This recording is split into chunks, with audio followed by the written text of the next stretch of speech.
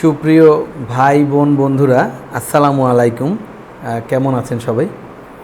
আজকেও ছাগলের কৃমির ইঞ্জেকশন দেবো। আমি 5cc একটা সিরিঞ্জ নিছি, আর এই যে কৃমির একটা ভায়াল নিয়ে আসছি, এটা 10 ml।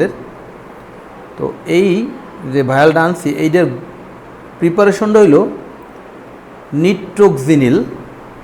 আমি আবার বলি, নিট্রোক্সিনিল। আপনি যে কোনো ভেটেরিনারির দোকানে গেলে পরে ওনাদের কাছে যদি প্রিপারেশনটা বলেন, ওনারা ওষুধটা দেবে।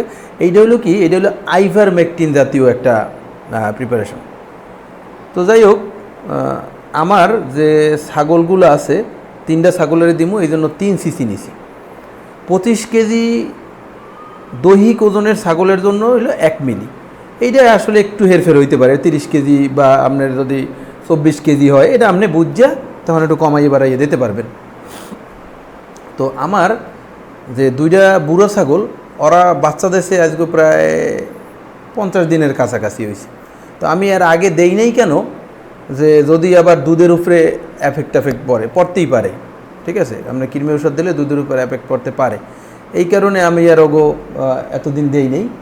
তো যাই হোক, এখন সময় হয়ে গেছে, কারণ এরপর আবার হিটে হওয়ারও টাইম হয়ে যাইতেছে, এই কারণে আর কি সব প্রিপারেশনগুলো নিতে আসি। আর এই যে বাচ্চাটার, ওরাও দিমু আমি, ওর বয়স হয়েছে। এই যে দেখেন, ছাগলের যে সামনের পা আছে, সামনের পায়ের উপরে একটা ডলডলিয়া চামড়া আছে, ঢিলা ঢালা হয় আর কি। হ্যাঁ, টান দিলে এরকম মোড়াই যায়। জাস্ট এই চামড়াটাই আসলে ইঞ্জেকশনটা পুশ করবো। খুবই সাধারণ একটা ব্যাপার। তারপরও যারা এই ব্যাপারে অভিজ্ঞ না, তারা না দিলেই ভালো। ঠিক আছে, আর যারা মোটামুটি সাহসী আছেন, একটু অভিজ্ঞ আছেন, হ্যাঁ, তারা এই দেখেন, একটু জাস্ট নিডলটা বসাই দিলাম, ও কিন্তু টের উপায় নাই, এই 1cc দিয়ে দিছি।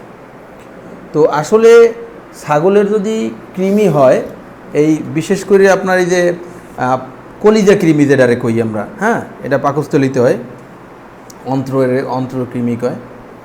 তো এইটা হইলে সাধারণত আপনার রক্তশূন্যতা, তারপরে জন্ডিস হইতে পারে, দুধ কমে যেতে পারে, চোয়ালের নিচে পানি জমতে পারে, হঠাৎ মৃত্যু হয়ে যেতে পারে। হ্যাঁ, তো এই সব কারণে অবশ্যই আপনার ছাগলে প্রতি 3 মাস অন্তর অন্তর এই কৃমির ডোজটা দেওয়ানো খুবই জরুরি। আপনি কৃমি দিয়ে যদি আপনার খামারে মুক্ত রাখতে পারেন, তাইলে আপনার বিপদ আপদ বুঝবেন যে 100% থাকবে না। ঠিক আছে, তো যাই হোক দর্শক, যদি আমার এই ভিডিওটা ভালো লাগে, আমার জন্য দোয়া করবেন, আর সকলে ভালো থাকবেন। আসসালামু আলাইকুম রহমতুল্লাহি ওয়া বারাকাতুহু।